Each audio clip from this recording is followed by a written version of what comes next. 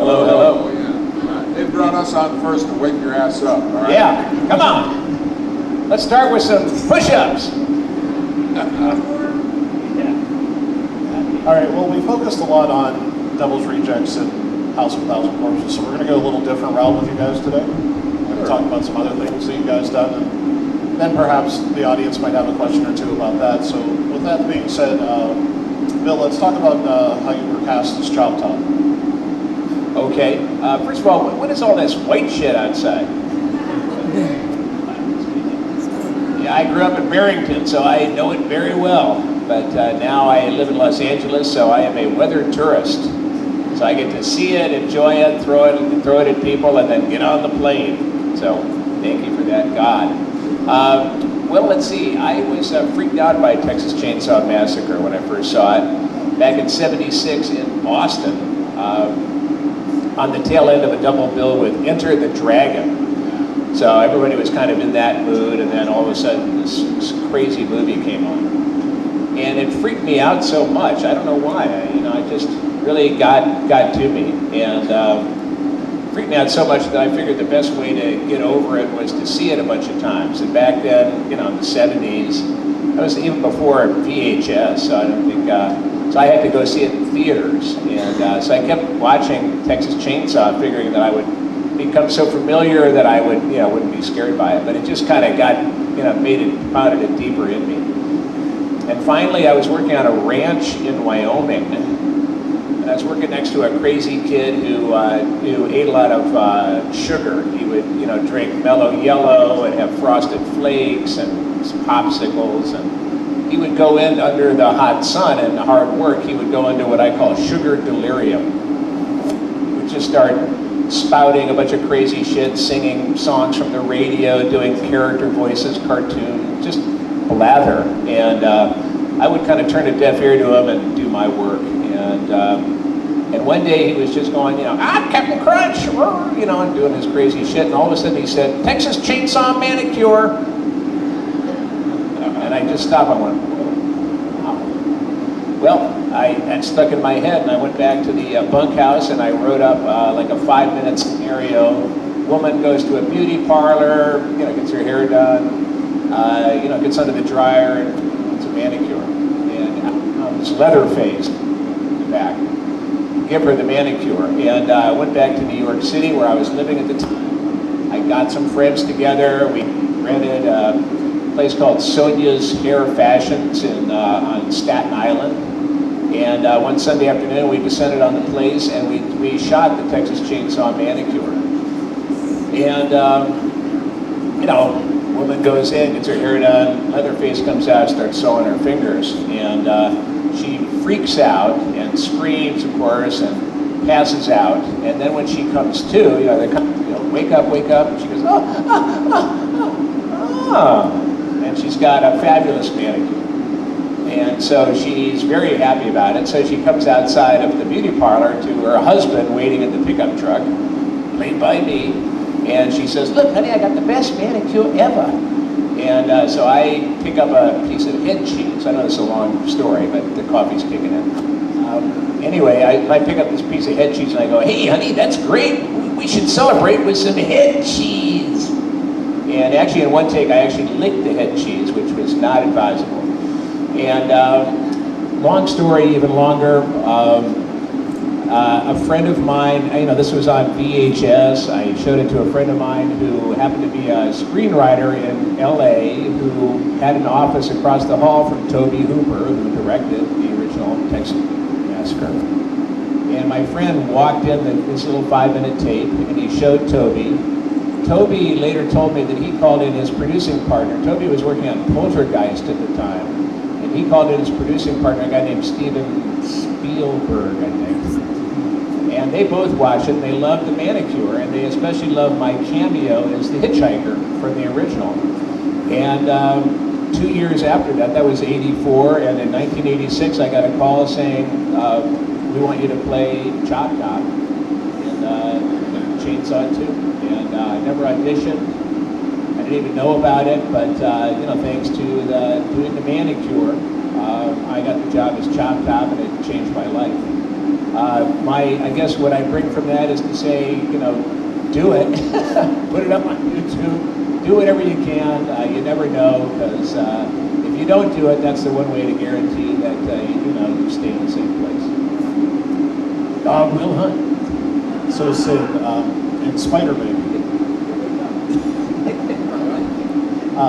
talk about how it is when you have no lines and you have to emote to the audience. What are the challenges of that? Are you talking about Spider Baby? Yes. Yeah. That was extremely challenging because I try to work as much from reality as I possibly can.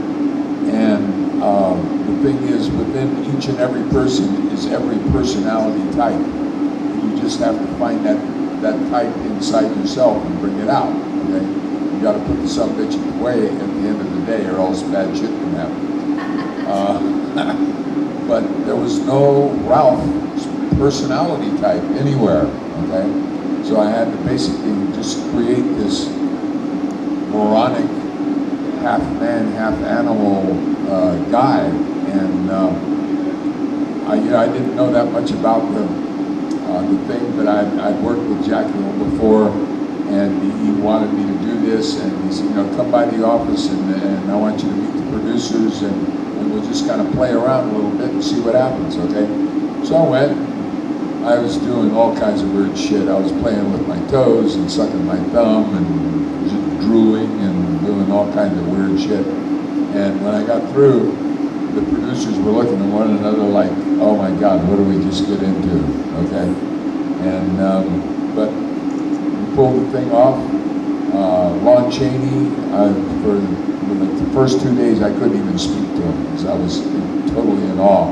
Because as a kid, I used to watch all those early black and white horror films with Dracula, Frankenstein, Wolfman, and all that. And I was totally blown away by being in his presence. And then he calmed me down just by saying, you know what? If you call me Mr. Cheney again, I'll just kick your ass. Okay, so I said, shit, I don't want the Wolfman to kick my ass.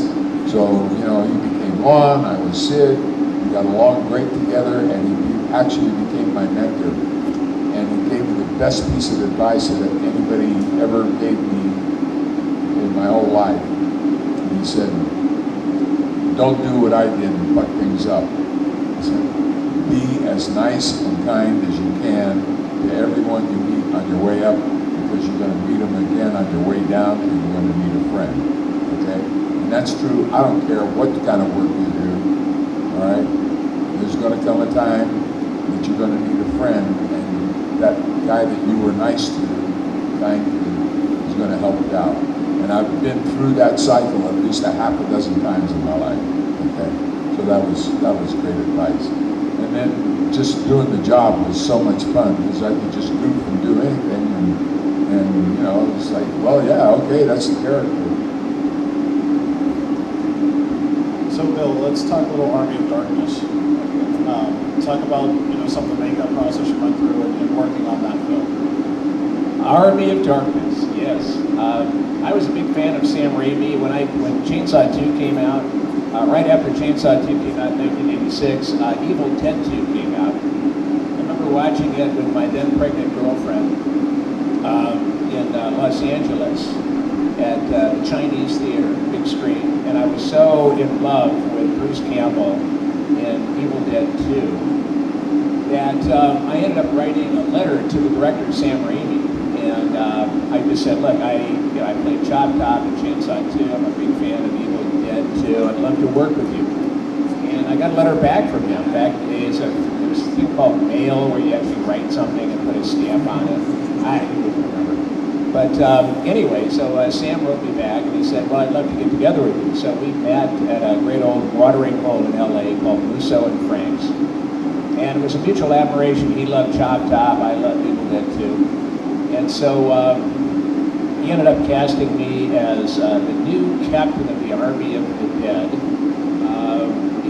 Evil Dead, in Army of Darkness, Evil Dead 3. My audition was to recite the Jabberwocky. I think they wanted like English accents for some reason, so he wanted me to show off my English accent, which sucks, I might add. So I did recite the Jabberwocky, and I guess they were Lions from Lewis, Alice and whatever, through the looking glass, and it was enough to get me the job as new captain of the Army of the Dead. My makeup took about 6 hours. It was KMB, so Kirkman, Berger, and Nicotero. Greg Nicotero is now, of course, the producer of Walking Dead. Anyway, so it was a lot of rubber. I also had an eye patch over one eye, and with Evil Dead, they have something called the sclera lens, which is a kind of contact lens, but it like covers your whole eyeball, and it's opaque, it's white. So I had like one eye that I couldn't see anything out of. I had an eye patch with like a little pinhole in it, so I could kind of see a little bit, and I had a lot of rubber on. And my big scene was we shot at 4 in the morning. It was in Acton, California, which is up in the mountains. It was cold, and my job was to lead a charge on the castle. And I'm on a white horse. I've got all this rubber on. I've got a sword. I'm supposed to gallop down a hill, cross a plain, and head toward the castle. And then they said, oh yes, and one other thing, we want you to tow this other horse, because this other horse has a rubber skeleton in the saddle, and so it can't ride itself. So we need you to tow the horse, tow one horse, have a sword out, use your reins, you can't see, and just charge, and then run, down into a valley where there's hundreds of extras with torches and real pipes, which are, sharp. So I said, okay, because I was dumb, and getting paid. I said, okay. I was a little nervous, and so charge, I'm like, charge! And I was like, I'm pulling this horse, and there's a skeleton warrior, and all this great stuff going on.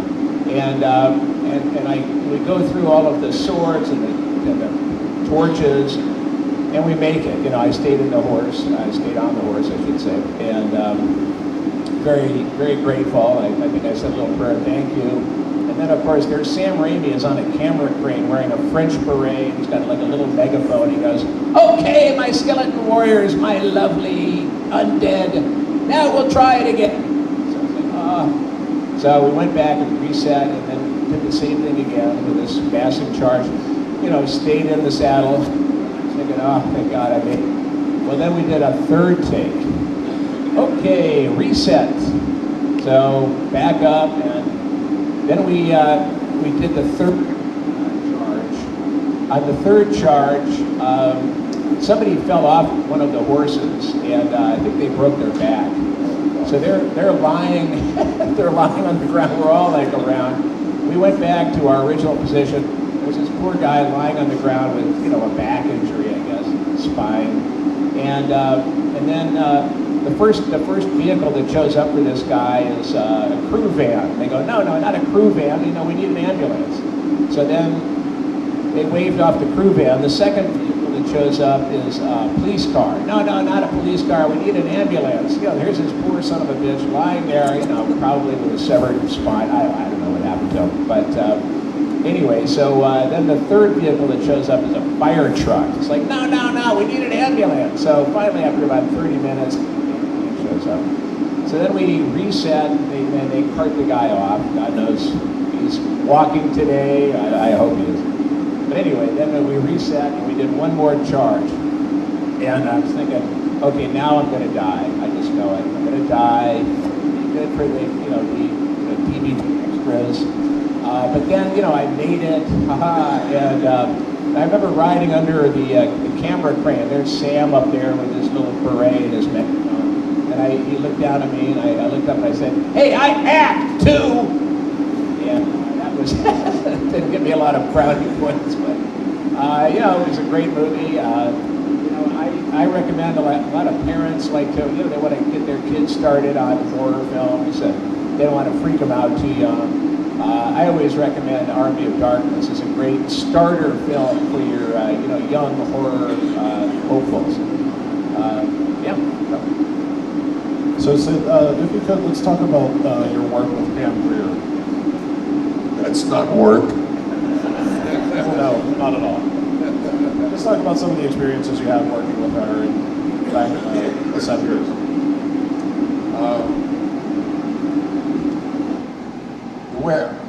Thank God that went off.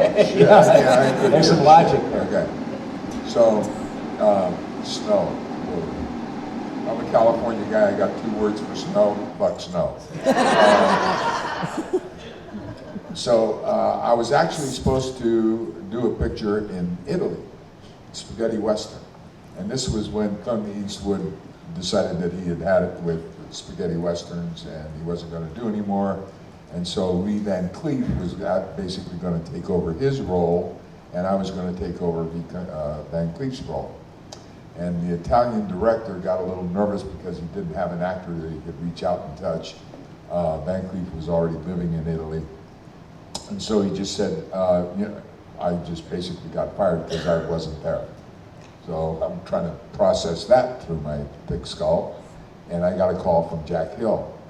And he said, I'm doing a picture in the Philippines. Want to go? I said, hell yes. So I lost the job one day, and the second day I had another job. So that was cool.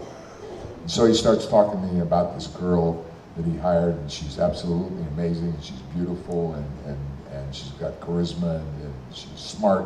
And I said, yeah, good, I got it. Let's just do this.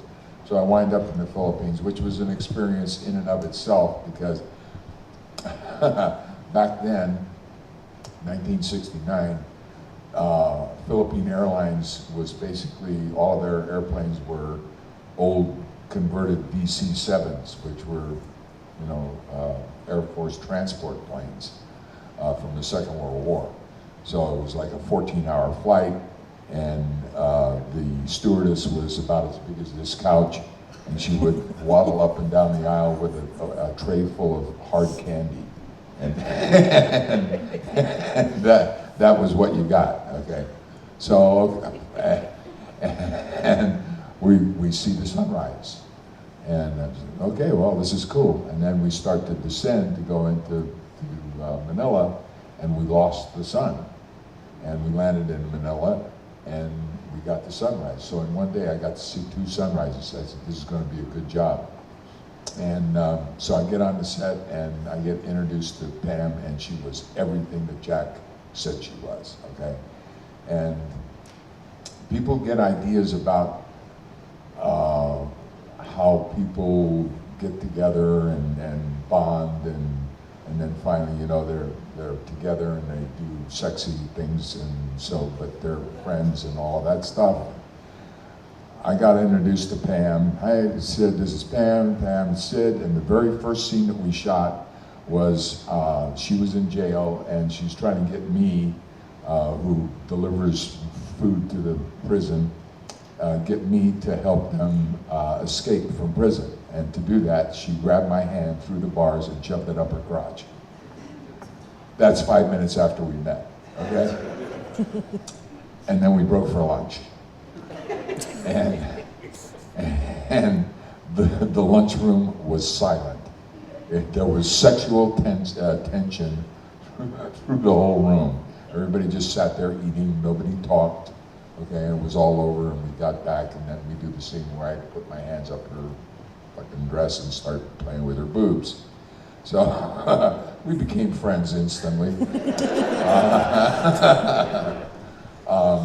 I tried to help promote that, but we're like family. We're brothers and sisters. As a matter of fact, this year I did the Crypticon, Denver? Yes, Denver. And 2 weeks before that, Pam had done a Denver Comic Con. And somebody brought up our relationship, in the Q&A. And they said, tell us about Sid Haig. And the first thing out of her mouth was, no, we didn't fuck. But the guy said, oh, I'm a writer, and if I wrote something like a television series starring you, and said, hey, would you be interested? And she just said, write it. Okay, so we'll see what happens with that. But she and I have been through a lot of stuff together. I mean, we worked a lot in the Philippines, which means, you know, you're walking on the edge all the time anyway, because there's snakes and spiders the size of this pouch, okay, that'll just kill your ass in a second. And the young ladies from, you know, Beverly Hills are coming to the Philippines to do these films. And they're going, well, I have to go potty. I said, well, go find the bush. And make sure you take somebody with you to watch for snakes and spiders, okay? And it was tough for them to handle that, but Pam was like a true soldier. She was just, yeah, come on, let's do this. And we went through all kinds of shit together. So we are definitely connected. We're like family, and no, we didn't fuck. But it was just so cool, and people, you know, make that pairing all the time. It's like, you know, Sid Haig and Pam Grier. That's like, you know, mom and apple pie, kind of. Pretty funky apple pie, but might be a little something extra in the pie. But we, you know, we always have a good time together, and Quentin Tarantino did not tell Pam that he had cast me in Jackie Brown. So when she showed up on the set and I was wearing the judge's robes and stuff, she cracked up laughing. She was on the ground, okay? And we hadn't seen one another in 27 years, and it was like we had lunch the day before. Everything just picked right back up where we left off. And I love working with her because she's as crazy as I am, and we just go for it. So, Bill, you portrayed Johnny in Savini's remake of Night of the Living Dead. Talk about how you got involved in that film and how you wanted to put your own spin on such a classic character. Well, I had worked with Tom Savini, and he was the special effects makeup person on Texas Chainsaw 2, so we became great pals. Spent a lot of time in the makeup chair for Chop Top.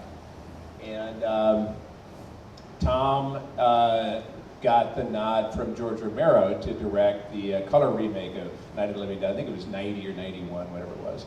And Tom called me up and said, hey, I'm directing this remake, and I'm going to send you a script. Pick any part you want. And I said, great. So I got the script in the mail, and I remember reading through it, and I thought, you know, the guy, I forgot the name of the character, but the guy in the basement, you know, Harry, yeah, that's right. I can forget that. Anyway, I wanted to play Harry because Harry had the most pages. And I was thinking not in terms of, you know, artistic, I was thinking financial. And so I figured the more pages, the more days, the more money. So I said, called Tom back and I said, yeah, hey man, that's great. I'd like to play Harry.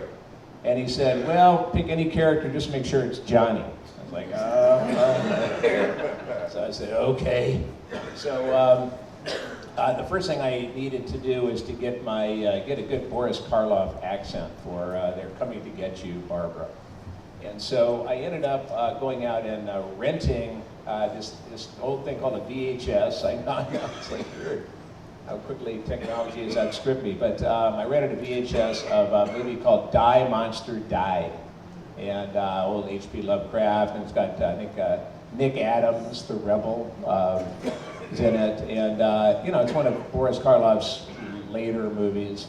And I studied it. I just studied it until I was able to say, they're coming to get you, Barbara. And, you know, I got it down. I got to the set. I was working with Patty Tallman, who was Barbara in the movie. And I get to say that, I get to deliver that line as I'm, you know, getting out of the car. We've driven a long way to visit our mother's grave. We're in the country, in a cemetery. And I'm saying, you know, I say that line as I rise up, and I'm coming to get you, Barbara. Oh, Johnny, stop it.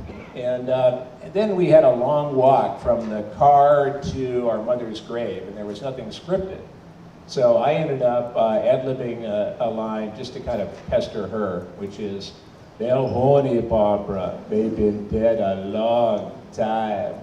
She's like, "Stop it, stop it." Anyway, so George Romero cracked up when he heard that. He and Russ Streiner and Jack Russo were on the set. Tom was directing, and they liked that line, so it stayed in. And we ended up, we got to the grave. We had our little scene. Like a weird, like old skinny guy comes up, and he's still alive, and he's like, I still don't know why he's apologizing. He like goes, I'm sorry. It's like, wow. And then I get, then Greg Funk, the zombie in the cemetery, attacks me, and attacks Barbara, and I, battled to save my sister. And there was no choreography. We're just basically, just me and the zombie are duking it out in the cemetery. And we came very close, because there was we had no choreography, so we were just, basically battling for real. And came very close to hitting a couple of gravestones. Fortunately did not. And then there was the big scene where, I've actually, I'm prevailing, but then the stinking zombie trips me. And so down we go, and there was a debate whether they were going to use me, the real me, and a fake gravestone, or the fake me and a real gravestone. And they chose, obviously, the fake me with a real gravestone. And the head-to-head, as the zombie's taking me down, is really awesome. To this day, it's pretty awesome. That was John Vulich and Everett Burrell. It was called, forgot the name of they had, John Vulich was also the makeup guy on Chainsaw 2, and then went on to do, I think, it wasn't Star Trek, but it was one of the kind of Star Trek spin-off TV series. Anyway, so it was, my dummy looked pretty good. What I wanted to do, I remember telling Tom that I had a great idea, which was, instead of, the original Night of the Living Dead, Johnny does come back. He's kind of there with a zombie horde trying to get into the house. And he might even be the one that grabs Barbara and kind of pulls her out. But what I thought would be very cool is if Johnny, if I come into the house and I'm walking toward Barbara, and now Barbara's this kind of Sigourney Weaver badass now in the color remake. But she sees her brother and she's like, Johnny, and I'm kind of coming toward her. And Tony Todd, my idea was Tony Todd would then come in with his machete and just kind of casually lop off my head, and my head would roll, and Barbara would go, Johnny! And I would look up, that one moment after the guillotine where there's a little bit of consciousness. And I said, what do you think, Tom? And he goes, oh, too expensive, man. So instead, in fact, it was such a budget that instead of even bringing me back for, a Johnny Returns, what they did was they took the dummy that they had used as I fell into the gravestone. They just took that dummy and threw it in the back of a pickup truck. And then, the reveal is just pulling a canvas tarp back. I'm like, oh, Johnny!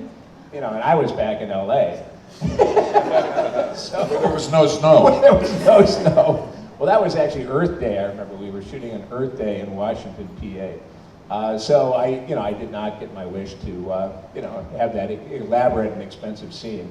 But I thought, it's so funny. To this day, I think a lot of people really, again, it's kind of like, it's funny, I've been in a couple of sequels. I've got a remake of Night of the Living Dead and Chainsaw 2 that seem to hold their own against the original. I mean, some people like, or I even have seen the Night of the Living Dead, the color remake, before they saw the original. So they've kind of bonded on that. But, I'm proud of that. I thought Tom Savini did a great job. I'm still surprised to this day that he has directed so little, because I thought he did a great job. He was a lot of fun to work with. Then we, then I remember seeing, and I'll shut up, but I did see, it was like the 30th anniversary of Night of the Living Dead, where there was kind of a frame put on it with like some kind of a preacher in the graveyard. They kind of tarted it up, so they added extra stuff to the original black and white Night of the Living Dead. And I thought, and they had new music in it, I think. And I thought it really sucked. So it was amazing to me. It just reminded me how important editing is. And the original score of Night of the Living Dead was awesome. Because that really, when I saw it way back when, it really blew my mind. I thought it was so smart, and I still do. But you know, that 30th anniversary, if you're thinking of getting that, I would sidestep it. So, Sid, you were in Diamonds Are Forever. Talk about what it's like to be on such a huge production as a Bond film. That was amazing. First of all, Connery was just the greatest guy in the world. He was a lot of fun to hang out with, and he was a prankster, and it was just like easy going all the way down the lines. And he made everybody else feel really easy, and you know, it was a great work relationship. It was a huge film, and Cubby Broccoli was the producer of all those James Bond films. And we were shooting in Las Vegas and staying at the Riviera Hotel. And one night I went down for dinner, and I had dinner, and I was walking through this casino, and I saw this big group of people. I said, well, you know, I wonder what's going on there. And I went over, and Cubby Broccoli was at a table with a bunch of other guys, and they were playing baccarat, okay? And that's like a $10,000 buy-in. And he had all of these chips in front of him, and he'd stick $10,000 out there and lose, and stick $10,000 out there and lose, and stick $10,000 out there and lose. And I watched him lose like $50,000 in just a few minutes. And I said, you know what? Being the smart guy that I am, I don't want him to look up and see me standing there and then blame me for being his bad luck piece and losing 50 grand. So I just got the fuck out of there. But working on the film itself was so cool and easy going, and hey, I got to throw the topless Lana Wood out the window of the hotel. So okay. I always somehow wind up with nude ladies. I don't know what's up, but it's good. Life is good. Now, Sid, after all the years of acting and the accomplishments you've had, does it bother you that people in conventions mainly know you as Captain Spaulding, or you embrace that in the fact that maybe they'll go back and watch some of your earlier works? In the beginning, it was just like the first time I saw a Captain Spaulding tattoo on somebody's arm, okay? I said, what, are you fucking crazy? You can't walk that off in the morning, okay? That's not gonna come off. There was, no, I have to have it, I have to have it. Okay, well, now there's probably like 100,000 Captain Spaulding tattoos all over the world. I go to Europe and they're all over the place, and you know, it's like, and in the beginning, I kind of took offense to the fact that, you know, people thought that House of a Thousand Corpses was the first film I ever did, okay? Even though I had done like 40 by then. But now it's cool because people come up and say, you know, I started looking back at some of the other things that you've done, and my God, you were in this, you were in that. The Flying Nun, come on. And you know, it just makes you feel good that people were interested enough in what you did to go back and start researching some of the older stuff and coming up with that. And people bring me things from old shows that I've done, and it's really great. And some guy, as a matter of fact, just mailed me a collage of shots from the Batman series that I did. And said, you know, please take this. And so I'm going to print those up and start selling those at my table. Because people ask about Batman, and they ask about Dukes of Hazzard, and they ask, you know, all of that stuff. And it kind of makes me feel good. It started off as like a bad thing, okay, like, is that all I've ever done? Is it, you know, House of a Thousand Corpses? Come on. But now it's like, it just feels good to know that people were interested enough to find out more about who I am and what I've done. Very cool. Bill, you were in Repo, Genetic Opera. Yo. Talk about working on that film with an all-star cast and singing. Well, it was a lot of fun. I had known the director, Darren Lynn Bousman, from the autograph circuit, and he called me up one day and said, I want to meet with you for lunch. This guy, Terrence Zadunich, and I are, casting for this, we're doing this kind of I guess a rock opera or a horror, I don't know, however they describe it. And I said, yeah, sure, I'll check it out. So I showed up for lunch and in Los Angeles, and Darren was explaining what Repo was about, and then he said, well, we just want to know, we know you can kill, but can you sing? And I said, well, yeah, I gave you those CDs that I did with Buckethead Cornbugs, my Cornbug CDs. And he goes, yeah, oh yeah, but can you sing? Anyway, I can sing, actually, as it turns out.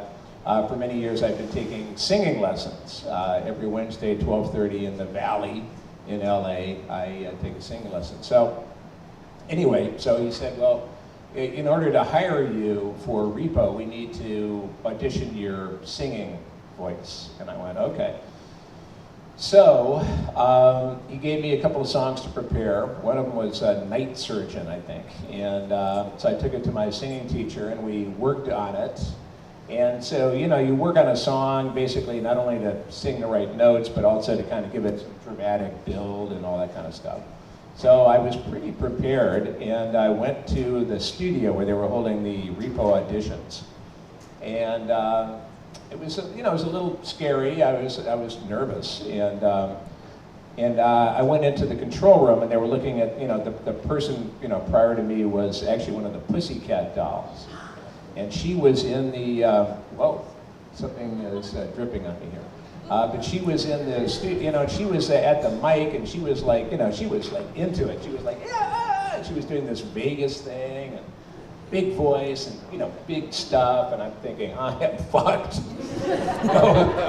Fortunately, I wasn't there for the same part, but, and then she finished, and they were like, thank you. It's like, they were kind of looking at each other like this, whatever. And they said, okay, Bill, you're next. And I'm just thinking, oh, man. So I got into the studio, and they wanted to, do the test 1, 2 thing. And I got up to the mic, and I had earphones on, and the mic was amazing. It was like, I don't know, it's like, it must have been the $1 million mic, because it sounded so good. It sounded like, when you sing in the shower. It was just like, hello. It was like, wow. And so that encouraged me. And so they started playing the song, and I started to sing to it, and I, got into it, and this beautiful mic, and I sounded awesome. And I don't know. I don't know if I was or not, if it was just a complete hallucination. But when I was finished, they were like, all these guys up in the control room, through the window were like, so I was like, oh, good.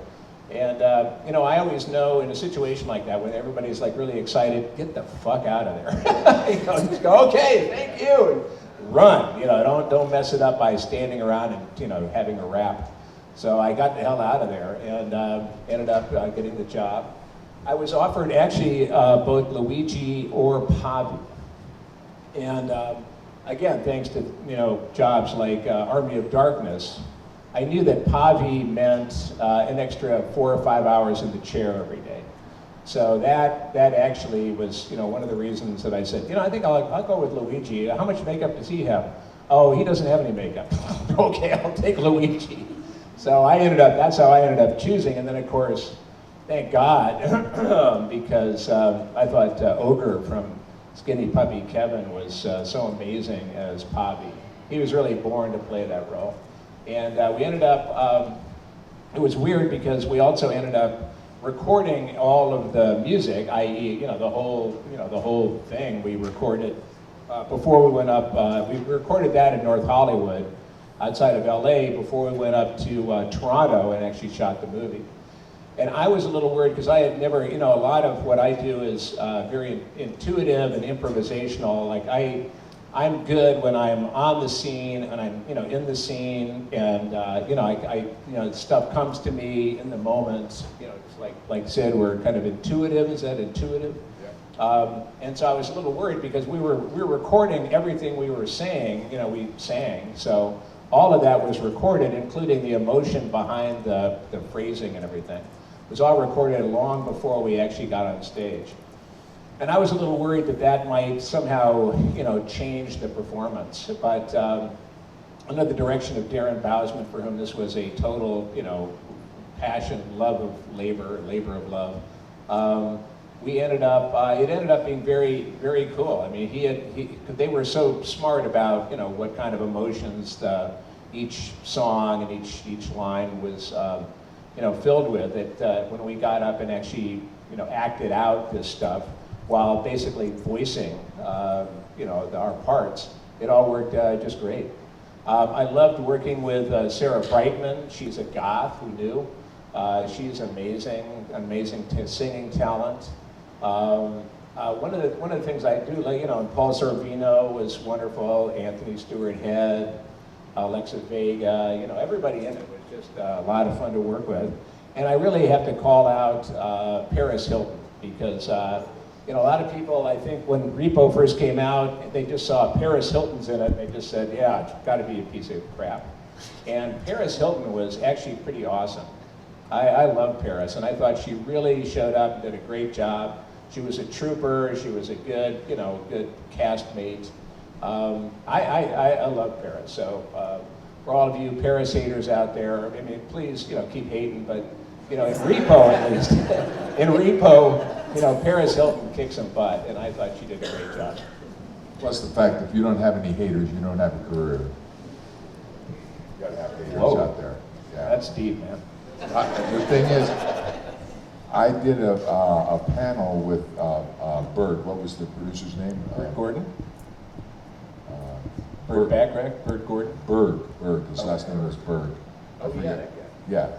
And he was Iceberg. Iceberg, yeah. Right. And he, asked if I could sing because they're doing this.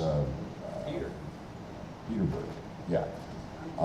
They're doing this film, Repo, and I said, well, yeah, sure. He said, well, be quick because we're casting like right now, and send us a tape.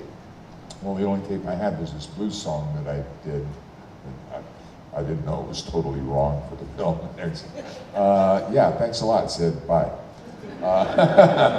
But I met the composer a few months back, and he said, we're doing a blues version, and so, get that tape out again. So we'll see what happens with that. Yeah. Sid, you were in Hatchet 3, and in my opinion, your role stole the film. Talk about, was that scripted, or did Adam just let you do what you wanted to do? It was scripted, but I have a way of putting my own spin on stuff, And the thing that was amazing about that was that he kept my performance in that film a secret for 6 months. Nobody knew that I was in the film. I wasn't in any of the ads, any of the promotion or anything. And they were all just in the theater opening night, the premiere, just waiting to see what the reaction would be. And when my silhouette showed up in the doorway, everybody went, no way! Okay, and then we went through the thing, and it was crazy. I had so much fun. And Caroline Williams, who is from the South, said, you couldn't be any more redneck if you had a tattoo of the Confederate flag on your forehead, okay?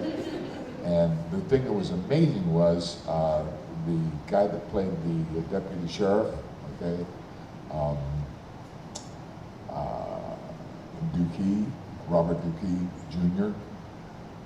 I worked with his father in Coffee.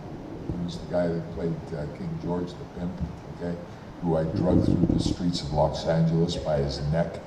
So he was pissed. It's just fun, fun stuff. But it was so eerie working with him because he looked like his father, he talked like his father, he walked like his father. I said, oh shit, this is, something coming back to haunt me. I'm sorry I drug you through the street, okay? Yeah, I had so much fun doing that, and it was great fun, and for him to keep that thing a secret for so long, it was like, and he had screenings, and he would tell the audience, "I'll be so pissed at you if anybody lets it out that Sid Haig is in this," and so big surprise. Yoo-hoo! So I have one question apiece, and then we'll take it to the audience for a few. Bill, obviously your role is chopped up in Texas too. You were such a fan of the first one, which was terrifying.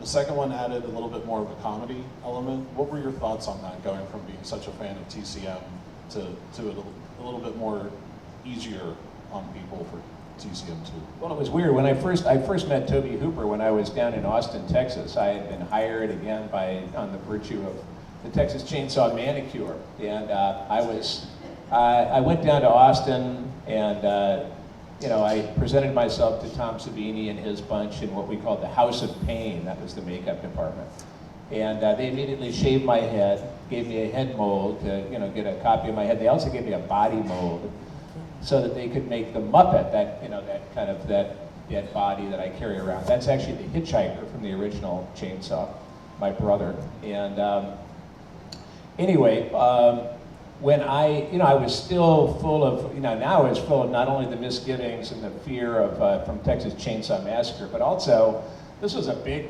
movie, So I was like, wow, So I was, and I wasn't really an actor per se. I was a writer living in New York, and so this was a lot on my plate. And I remember being pretty overwhelmed. I was at the motel we all stayed at in Austin. And I was walking around like, oh no, and this car drives up, and out of the car gets Jim Sedow, who played the cook in both Chainsaw 1 and 2. He gets out of the car, and I looked at him, and I just went, "It's the cook!" He's like, "Whoa!"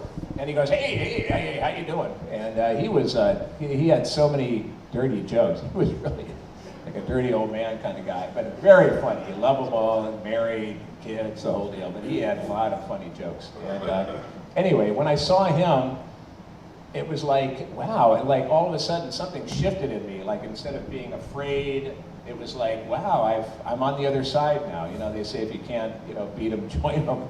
And now I was a member of the Chainsaw family, and like all of that fear and all of that stuff just vanished. And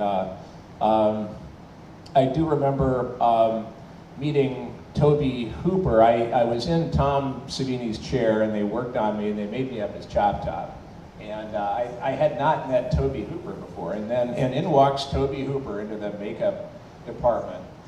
And he's got a can of Dr. Pepper, he's got a cigar in his mouth, he's got a can of Dr. Pepper, and he's got a box of Cuban cigars for Tom Savini. And he goes, hey, Tom. And he hands Tom, they do their greeting. I'm in the chair, made up as Chop Top, like going, holy shit. And Tom said, after their pleasantries, he said, well, here's Chop Top, what do you think? And Toby kind of looked at me, and he looked at my plate, and he goes, maybe a little more pus on the plate.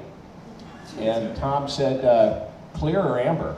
And Toby went, amber. And then walked on. And I just thought, I'm in the right place. So Sid, you were recently in Bone Tomahawk. Yeah. I wanted to ask you, it was a great film, and and The Hateful Eight coming out, you think there could be a resurgence of the Western? I hope there is, because that's such a wild combination, a horror Western, okay? And if nobody here has seen Bone Tomahawk yet, do, because everybody is just amazing in that film. I mean, Kurt Russell is like nothing you've ever seen Kurt Russell do before. I was just really so happy when I saw the final product there, because all of my stuff was with David Arquette in the beginning of the film, who was an amazing guy to work with. You just know that instantly, and there was that connection, and everything we did just kind of gelled together. Probably one of the most brutal kills I've ever seen in my life on film, towards the end of the film. But I mean, the whole thing has just got a presence about it that just holds you. you know. Some, and it's gotten great reviews. Some critics have said, oh, well, it drags a little bit, but, you know, fuck that. What do they know? Yeah, what are they? Critics are people who want to be actors but can't. Okay. And there was a guy, Reed, whatever his name was. He was a critic who just Rex Reed, and he just trashed everybody. So they figured, okay, we'll fix this guy, and they gave him a part in a film, Myra Breckenridge, and he stunk. I mean, he stunk up the theater. Okay. And so he just shut up after that, and he was kinder to everybody. But the characters are so well drawn, and Craig is such a good writer. He's so intelligent. It just holds you. You know, all those people just hold you, and you don't care what the scene is going on. And I could sit there. We had the same mentality. I would sit there watching the film, and I would go and cut, and they would. Okay. I loved working on the film, and I hope I can do it again. Of course, I'm dead, but oh well, fuck it. Any questions from the audience? We have time for 2. Hi guys, huge fan. Hi. You guys have talked a lot, especially Bill, about your makeups and not to bring it to the Rob Zombie stuff, but I just wondered, as a makeup artist, how important was, I mean, Spalding is one of the most iconic, for me anyway, makeups to portray every Halloween. I get paid a lot of money to do it. But the thing I'm interested in knowing is how essential was the makeup and the wardrobe and all that to the, like, almost psychological transfer? Because you guys are nice guys, and how hard was it to really put yourself in that really fucked up state of mind, and how essential was your makeups to your It wasn't performance? hard for me at all. I have seen you on the We're flying line, acting now. so. Acting. We're The being thing nice. is, like I said before, within each person is every personality type there was. So I had to find the Captain Spaulding that's living inside me and bring him out. I had to put him back at the end of the day, okay, or else everybody'd get fucked up. But but that was basically it. And the makeup did help, okay, because it had that kind of crazy element to it. And the wardrobe, I'll tell you what, we were shooting, I did all my stuff at night in the high desert, okay? And it gets very cold in the high desert at night. And if you're wearing a satin clown suit at night, your nipples will get hard. Yeah, and that's a guarantee. So that just helps to piss you off, okay? And you just, you know, they fucking kill everybody.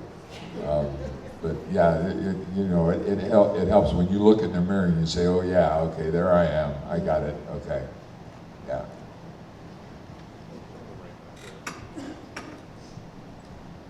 Bill, I saw a pink Cadillac recently, and I didn't realize you had such a large role in it. What was your experience working with Clint Eastwood? It was great. It was funny because Clint Eastwood doesn't like to audition people because they get too nervous because he's in the room. So I found out later that Clint hired me on the basis of a scene from Texas Chainsaw 2, the radio station. So, you know, Clint, I guess, is a Job Top fan. So I got the part. I do remember it was my birthday, so it's November 11th, many years ago. We were shooting a scene, and it was my big scene with Clint. I'm guarding I guess Bernadette Peters is in a cabin in the woods, and I'm guarding her. And the scene is, Clint comes up to me. We think, I'm part of the white supremacist gang, and we think that Clint's one of us, that he's kidding. And he comes up, and we're just having this chat, and I just remember, I knew my lines. We were running our dialogue, and it was almost like I was sitting inside my head, like a little chair, kind of looking out the windows, kind of, almost objectively, and I'm just thinking, holy fuck, that's Clint fucking Eastwood, whoa, but I tried to, be a professional, anyway, so we have our little dialogue, and then there, Bernadette makes some kind of noise in the cabin, and I turn, and as I turn, Clint cold cocks me with the butt of his pistol. So I turn, and he swings, he hits me on the head, and I'm supposed to fall down. Then he saves Bernadette Peters, and so we're all set, and the director says, action. And before Clint can swing, I turn and I turned too quickly, and Clint swung and missed. And they said, cut. He said, Bill, you gotta wait for Clint to hit you. And I said, I'm sorry, I've just seen too many Clint Eastwood movies. And Clint started laughing. Everybody was laughing, and thank God. And so the next time, and it was a rubber gun. So the next time I waited, and he knocked me out. But I thought Clint was a great guy. He also, like Rob Zombie, I got to say, Clint has great catering. And for all you aspiring filmmakers out there, if you want to really get the best out of your actors, give them good food. If it's 4 in the morning and you need one more shot and everybody's freaked out, and, don't bring in some pizza, man, or you're going to get a pizza performance. If you bring in some nice soup, like a salad, Roger Corman's the same way. Yeah. He pays you shit, okay? He pays you your unemployment check. Yeah. But he's got the greatest food in the world. Greatest food in the world. And Clint had an amazing, that was another thing about him that I thought was great. And, he was just, he is Clint fucking Eastwood, so it wasn't like, my mom, I remember, was very excited, like, what's he like? And I said, well, Mom, I hate to disappoint you, but he didn't actually come up and put his arm around me and say, hey, Bill, tell me all about you. Because he is Clint fucking Eastwood. But through Clint, I also met Sven Ole Thorsen, who is a giant bodybuilding friend of Arnold Schwarzenegger's. And Sven was very funny. He was also part of our white supremacist gang. And through Sven, I ended up, actually, going to the gym. So that was very exciting, even though it had nothing to do with the pink Cadillac. Well, thank you for your time, ladies and gentlemen. Bill Moseley and Sid Haig.